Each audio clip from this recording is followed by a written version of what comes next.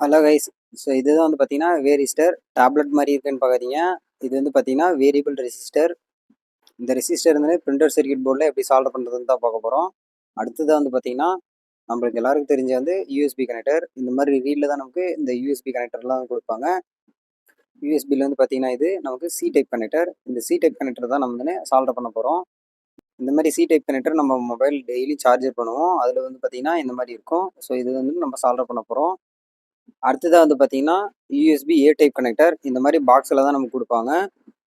நீங்கள் ஒரு செட்டாக வாங்கினீங்கன்னா உங்களுக்கு இந்த மாதிரி தான் வந்து கொடுப்பாங்க நிறைய. ஸோ இது எப்படி சால்வ் பண்ணுறதுன்னு சொல்லிட்டு நான் உங்களுக்கு ஃபுல் வீடியோ வந்து அப்லோட் பண்ணுறேன்.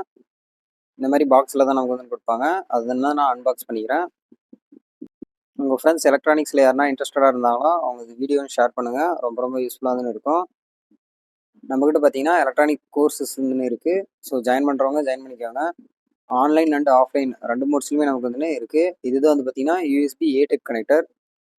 ஸோ இதனுடைய ஃபுல் வீடியோ வந்தால் கமெண்ட் செக்ஷனில் வந்து க்ரீன் கலர் ஆர்ட் வந்து சென்ட் பண்ணுங்கள். தேங்க்ஸ் ஃபார் வாட்சிங்.